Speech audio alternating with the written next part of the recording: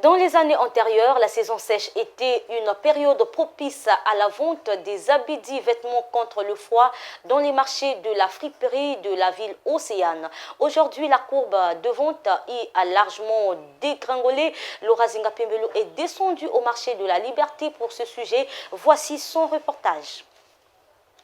Baléger 1000 fois, 1000 fois. 1000 fois, 1000 fois la baléger à Bouchiga, madame. 1000 fois, 1000 fois. Mais oui, remarquez que Babima, mais diminuer prix, mais comme déborder, mais moins cher quoi. Donc, à Wanet, mon ami, oui, sont plus là, 500. C'est la saison sèche et de coutume, les marchés sont pris d'assaut par les vêtements du froid, mais aussi des clients qui se ruent pour se les procurer. Seulement, dans ce pavillon réservé à la vente de la friperie au marché du fond de Tchétché, ces articles sont à peine percevables. Babi mikeve, babi m'a dit que na nave année passée avant bien. Année ya babi mikeve na côté ave, même na ba dépôt ici ikeve. Ngeko comme babi mentama. Arrivage à maman likeve, année passée me le chila bien. Mais yai bet na talaka passe. Bon, na côté bien ba puli ya ke ba bale bet entama ka ba bumana ba dépôt. En effet, les plaintes des vendeurs autour de cette marchandise n'ont pas tardé à se faire entendre à notre arrivée. Vraiment, ça ne marche pas trop beaucoup. Par rapport à l'année passée. Bilel qui a marché d'Yave. Bilel m'a dit awa. Bantam que ben kum paquet donc Bilel qui a marché. Par rapport au cinéma bet vendu sumla babi mangwa bana magandi baskilana awa yana baska vrai. Donc ku sumbo se yimbi zandi qui a marché 16 heures aussi ben me kanga donc tal ka kuteki sa yimbi. Il était saka. Elle na simba veut tant que trop. Mbonge sike fe babante sike na sumba ve. Donc même si me fungula ngi babi me basika mako bagena sumba baove. Donc bet zava pour se ça. En tout cas ba jiji bana sumba ve trop. Bet me tekisi awa me biki yawo.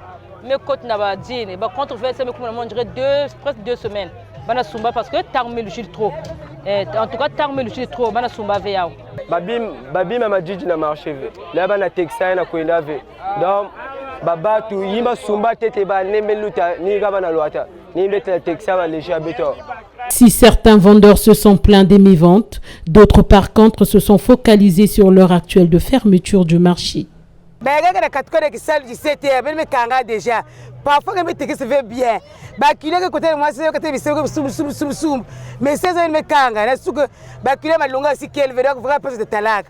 Biso awa balobi zando 16h tozoteka bien te.